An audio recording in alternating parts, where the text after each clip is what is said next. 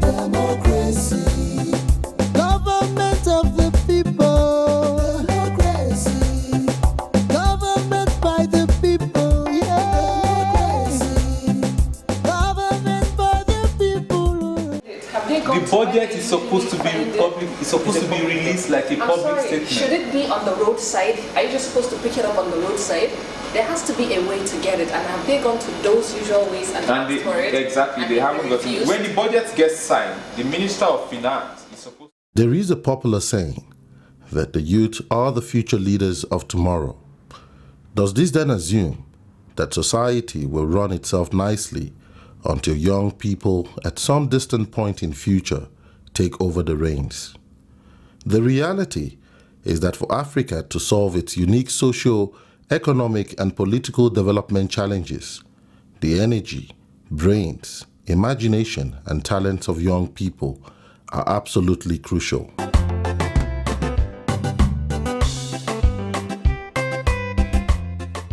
Democracy is a form of government in which all eligible citizens have an equal say in the decisions that affect their lives.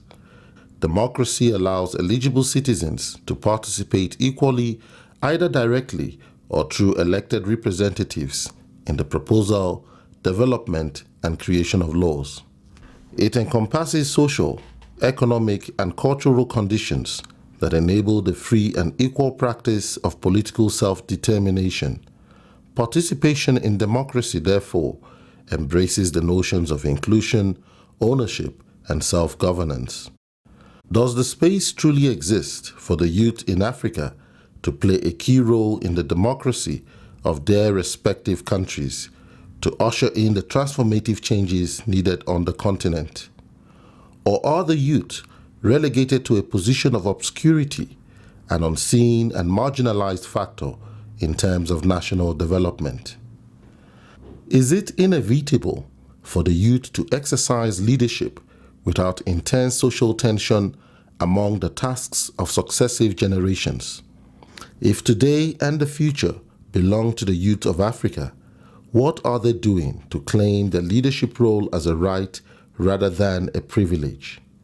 Join us as we look at some instances of how the youth are organizing themselves to play leadership roles within the democratic dispensations of 3 African countries, Nigeria, Senegal, and South Africa. Let's start off with Africa's most populous country, Nigeria. Since independence in 1960, Nigeria has had a long history of military rule covering about 3 decades, characterized by the suppression of civil liberties. Since the advent of the Fourth Republic in 1999, Nigeria has had a more politically stable environment, which has enabled the youth to be more active in the country's democratic landscape. Right now, unfortunately, the youths are more involved in politics, more in the negative part than in the positive part. It's more common to see a young man being convinced or paid to rob a ballot box than for him to go and stand for hours to legitimately cast in his votes. I mean, the other one pays more. One constant reality in that participation is the fact that for every mistake we make in this democracy, the youth are the ones that actually bear the brunt. The youth are the ones that are the prostitutes, the youth are the ones that are the armed robbers, the youth are the ones that are used as thugs during elections, the youth are the ones that are the most jobless. If you pick out the unemployment rate, they are the ones involved. We talk about Boko Haram, it's the youth that are being recruited. Every problem of our country is more felt by the young people of this country. There are several challenges facing the participation of young people in Nigeria's democracy, including unemployment and poor economic inclusion, as well as political marginalization. Oh God. Let's start with the Constitution. There's actually an age minimum before you can do things. I mean, you can start drinking as soon as you're 21, but then you can't be voted for into most positions of power until you're 40 or above. We keep coming back to Gowon, who was leading this country when he was 31. Now the Constitution makes it impossible to be a president of the country if you're 31. The youths don't have power yet, and when you don't have power, you're limited in your way of participation. Power limits you. And also, Nigerian politics is still about who can afford the most votes, and to be honest, most young people do not have the funds to compete with other people like that. Youths are disconnected from those that are supposed to be in charge of what happens to them economically, politically, and socially. They are disconnected from being directly engaged and involved with decision makers and policy makers. And that leads to frustration. And that frustration gets told in terms of terrorism in the north. It gets told in terms of area boys and touts in the southwest. It gets told in terms of kidnapping in the southeast. It gets told in the form of all the vices that look like they are strangling Nigeria to its death. Irrespective of the foregoing challenges, the youth in Nigeria have shown within the current democratic dispensation that they are able to mobilize themselves as a powerful voice to influence policy. An interesting example is the Occupy Nigeria movement, which facilitated nationwide demonstrations involving several millions of young people. This was in protest against the hike in fuel prices due to the federal government's decision to remove fuel subsidies in 2012. The Occupy movement? Yeah. Millions of people. We were young people who took leadership in our hands. It wasn't me.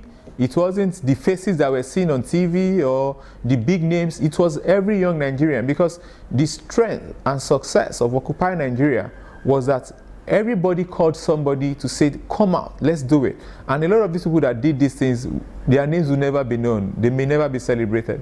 But they did these things and they did it so well. The Occupy Nigeria movement was at best a somewhat spontaneous movement by lots of young people. Primarily started from social media, which eventually grew to the streets. Young people got themselves together. They found reasons why they needed to take their struggle out there. They needed to be heard. Policies that were going to affect young people were being taken without them being considered. We needed to speak around government waste. We needed to speak around corruption. We needed to speak around transparency and openness and all of those things that define the way a democracy ought to be. Occupy Nigeria does not have the structures of a typical organization or institution. The movement operates within a virtual space using new information and communication technology, particularly social networks, as a key leverage. The last time I checked, Occupy Nigeria did not have a formal movements and structures, but it's more about being a concerned Nigerian. I think social media was very important in mobilizing people, and you could sit down in your house and be connected with 7 million other Nigerians simply via your phone, via your computer, your laptop, your tablet, anyhow. It doesn't matter if you're in Zuru, if you're in Ore, if you're in Lafia, wherever you are, people are interconnected and they pass ideas across. And these ideas are common to each and every Nigerian, so it's easy enough to get people on the same page. The success of that movement was the fact that the people by themselves said enough was enough and they came out. So it wasn't about me, it wasn't about some organizers. It was not the job of activists. It was the job of Nigerians becoming active citizens. While opinions may differ on the success of Occupy Nigeria, the movement has created an important historical precedent regarding youths in Nigeria organizing themselves as a powerful interest group that can influence government's policies. And a lot of people say that the Occupy movement failed. It depends on who is speaking, like I said, and it depends on expectation. So if you expected to have the government changed, of course, for you it failed. For me, it was about making the government know that young people can speak, young people have a voice, and they can act. So to a certain extent, Occupy Nigeria was really very important. And since after that, young people are really coming together, having one voice, and pushing against policies that they believe is not the best for them. And trust me, Occupy Nigeria was controlled. People behaved themselves. If Nigerians ever gather like that again, if it is not a campaign rally, they will take the government. And the government knows this. Since the fuel subsidy removal drama in 2012, Occupy Nigeria appears to have gone into abeyance. However, the movement still exercises the potential of providing a powerful policy engagement platform for the youth in Nigeria. Going forward as a country, Nigeria, at certain spots, at certain times in our history, especially with 2015 as a kind of apogee, we would have these young people express their voices. And for me, that's the future where when the call is sounded, Nigeria's young people, especially the core of Occupy Nigeria, will answer here and say yes. we have come again. Apart from the Occupy Nigeria movement, young people in the country are also involved in several other laudable efforts to strengthen the country's landscape of democracy. Another example is the Students' Tax Advocacy Initiative, STAI, which promotes a tax-paying culture amongst Nigerians. Two things in life are inevitable: debt and taxes. We can't say for certain when debt will come, but tax is important for every nation because it builds our economy, it builds our democracy. Thus, a person who does not pay tax is in essence taking something away from the government and away from the people. My name is Clifford Frank. This is my tax story. What's yours? The Students' Tax Advocacy Initiative, STAI, consists of students-led clubs in several secondary and tertiary institutions around the country.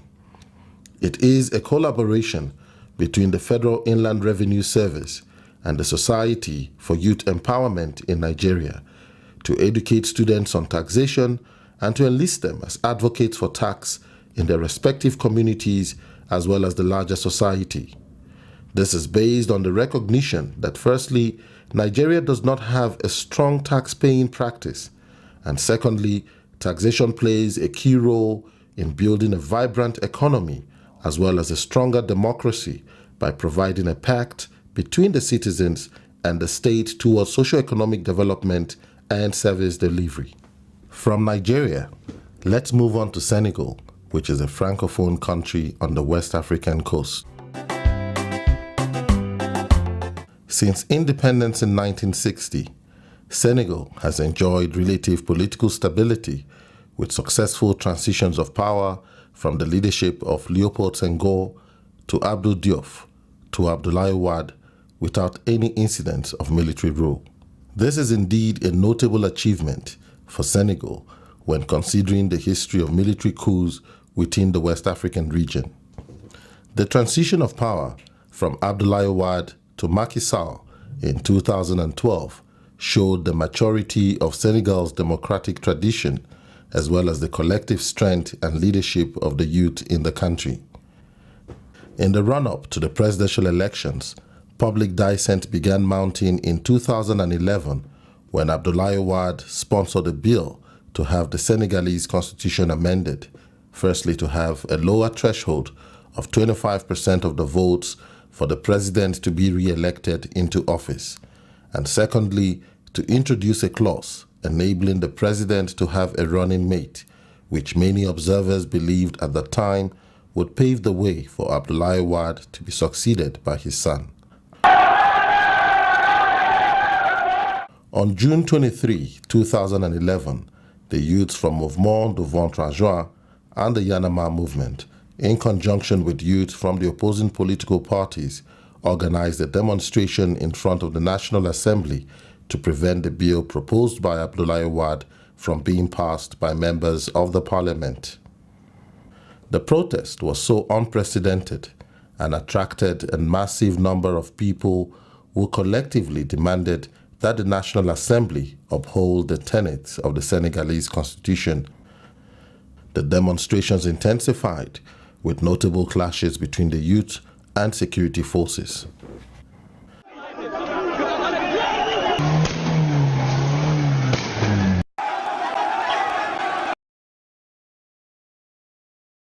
Les jeunes ont investi la rue durant les dernières campagnes, durant la dernière campagne électorale pour faire entendre leur voix. Au début, c'était un peu sporadique, ils n'étaient pas bien organisés, mais peu à peu, ils se sont constitués dans des groupes, comme on a vu avec Y'en a marre, et ils ont réussi à avoir un dialogue porteur, en fait. Et à la fin, on a pu, en fait, ils ont eu le statut de leader. Ok, bon, le mouvement Y'en a marre est né le 16 janvier 2011 au Parcelles, au QG. Comment des artistes rappeurs et des journalistes discutaient sur les problèmes du pays. On va dire que c'était une période où on pouvait rester 20 heures sans électricité. Donc chacun se jetait la pierre et Y'en a marre est arrivé à ce moment-là. Ils se sont dit ok, on va créer un mouvement citoyen, non violent, citoyen. Donc ils ont baptisé Y'en a marre. Pourquoi? Parce qu'ils voyaient que la jeunesse avait vomi la politique, ils ne voulaient plus les partis politiques. Il n'y avait rien pour parler au nom des populations qui vivaient ces calvaires. Donc on s'est levé en disant il y en a marre. On a fait une première conférence de presse interdite par, on va dire, les forces de l'ordre qui sont venues nous trouver à la place du souvenir. Les jeunes avaient décidé maintenant de rentrer dans l'arène. Pas pour faire de la politique politicienne, pour avoir des postes, pour être candidat, quoi que ce soit. Non, mais juste pour exprimer leur frustration. What were they speaking up for? The same thing that youth around the world have been speaking up for. We're tired of having difficulty finding jobs, not being supported on our rights for education, healthcare, poverty is too much. What are we going to do when we graduate from school? Are there going to be jobs for us? Why are we still suffering from poverty when, you know, like we see very well that the possibility of everybody being able to subsist and live together and have more and eat well, study well, be healthy. It's there, the possibilities are there, but it's not being administered properly or fairly. It is worth noting that Mouvement Devant 3 Juin and the Yanama movement effectively use social network media as a key leverage for mobilizing and sensitizing the youth. Il n'y a plus de frontières entre les partis. Aujourd'hui, vous voyez, vous avez Facebook, vous avez des moyens de communication qui sont tellement avancés que tout le monde pratiquement peut s'exprimer de manière même individuelle. Prouve-leur que tu es aussi capable de transmettre la douleur. Prouve-leur que l'intelligence n'a pas de couleur. Prouve-leur que tu as un handicap mais que tu vaincras. In addition to the use of social network media as a key leverage, Mouvement Devant 3 Juin and the Yanama movement were able to mobilize the youth through the use of music and songs, with young rap artists raising consciousness about the tenets of democracy in Senegal.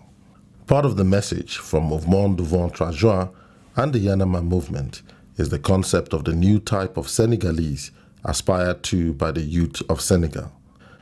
On parle justement de cette corruption qui a à tout va, qu'on voit chaque jour, de ces poubelles qui s'entassent dans les coins de rue, les Sénégalais jettent n'importe où, n'importe comment, urinent n'importe où, n'importe comment. Le fait de venir à l'heure, quand on te donne une heure, les gens parlent d'heure sénégalaise, alors que l'heure c'est l'heure. Donc on essaie de transmettre ça, et surtout le changement de comportement et de mentalité. Despite the successes of Mouvement Devant 3 Juin and the Yanama movement during the build-up to the presidential elections of 2012, the battle still appears to be far from over for the youth in Senegal. Nous avons eu ce qu'on appelle les mouvements du 23 juin et beaucoup d'autres actions que la jeunesse a portées pour faire tomber le régime d'Abdoulaye Wade. Mais il semble aujourd'hui que ce combat-là est confisqué par la vieille garde politique qui s'attache vraiment à conserver ses pouvoirs et comme à l'habitude, ils nous utilisent, nous les jeunes, entre guillemets, pour aller au front, mais ensuite on se rend compte que rien ne change, que le système demeure. From Senegal, we now proceed to South Africa, which is the continent's largest economy, to look at some instances of how the youth are participating in the country's democracy. The youth movement have been a key factor in the history of the struggle for national liberation in South Africa. Today, June 16, the day of the Soweto uprising, is designated as the National Youth Day, when South Africans honor young people and bring attention to their needs. Within this context, the Youth League of the African National Congress, the ANC in South Africa, is one of the most prolific political youth movements on the continent. Since its formation in 1944, the ANC Youth League has contributed to the development of leaders like Nelson Mandela, Walter Sisulu, Oliver Tambo, Thabo Mbeki, Malusi Gigaba, and Fikile Mbalula. The ANC Youth League has also provided a radical voice for the concerns and interests of youths in South Africa. In addition, the ANC Youth League has been involved in policy engagement, including recently calling for the nationalization of mines in South Africa. The the motive why they had to form the Youth League was to ensure that they bring life to the ANC. They need to make it a point that there is radical implementation of programs, so that when we talk of whatever programs that the ANC is involved at, but also youth finds a voice, and to make it a point that it responds to the generation of those times. Our Congress, we adopted that we need to adopt a program of economic freedom in our lifetime. I think that is, as the ANC did manage to transform the country politically, but economically we have not transformed. So the Youth League is actually driving that campaign to have economic freedom in our lifetime. Mandla, down with poverty, down with unemployment, down. Mandla.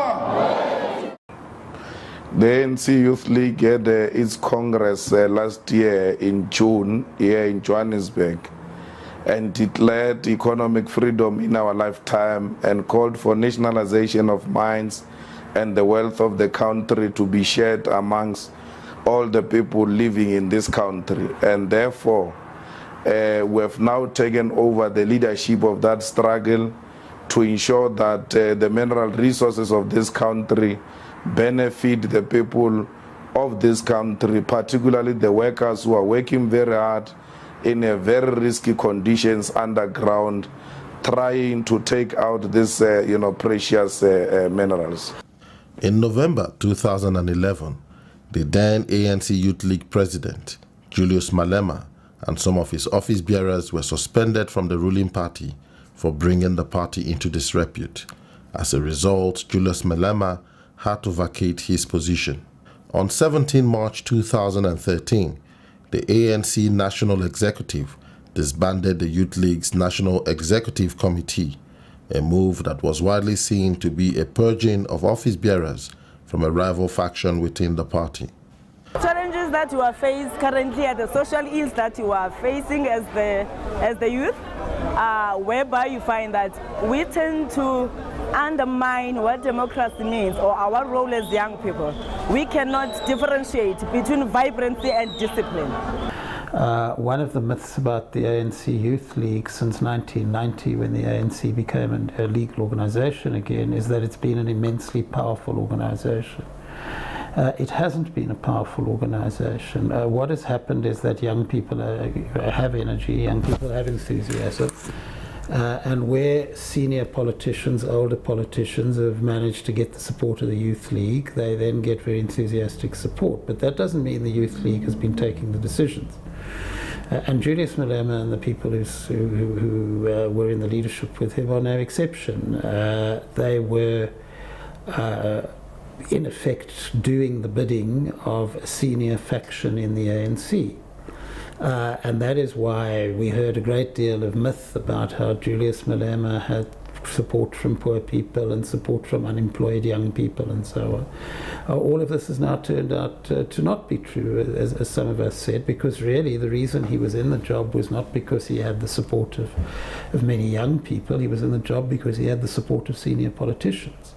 And so as soon as that was taken away, he now says that people won't return his telephone calls because he's really faded from the political scene. Post-1994, the youth in South Africa are fighting a new battle against poverty, unemployment, and economic exclusion in a country characterized by two economies, with one of the highest income inequalities in the world today. The challenges facing the youth currently in South Africa is unemployment and poverty, which is it's actually very, if you go to areas like Soweto, you go to areas like Tembisa, Diepkloof, you find that the youth are sitting and doing nothing. Government creates the environment for young people to participate in the economy. But young people themselves must have the drive, must take the initiative to access the opportunities that government presents. Hence now you find that there is a lack of participation because they sort of say that they lost confidence in our government. So if we believe those people are not doing what they are supposed to be doing, then we have the power to change them. That's why you call it democracy.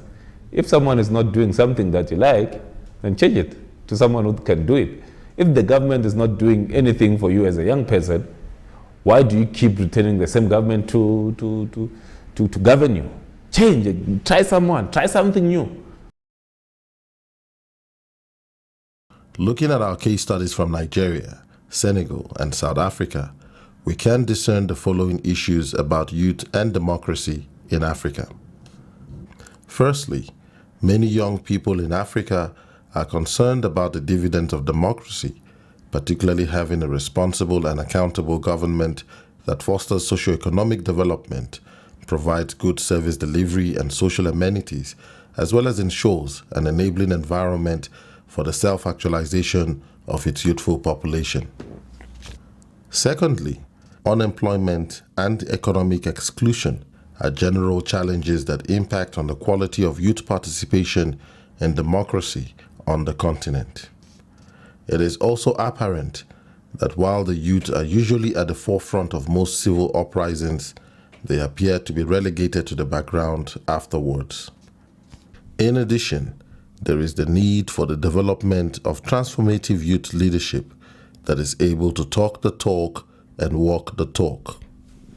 Linked to this is the need to strengthen youth organizations to be better organized with proper structures, processes, and leadership.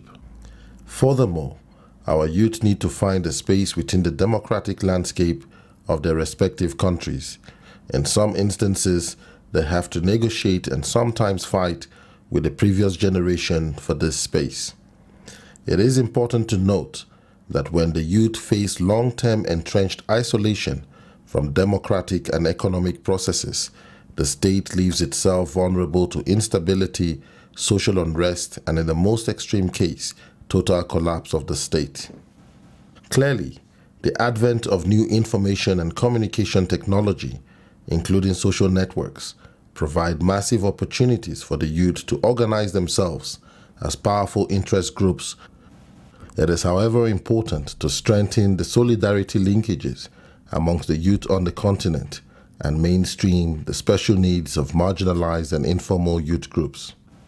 Finally, it is important to note that active citizenship and participation of our youth in the social, economic, and political development at community, national, and international levels will continue to be the key to transformative changes in the democratic governance and sustainable development of Africa.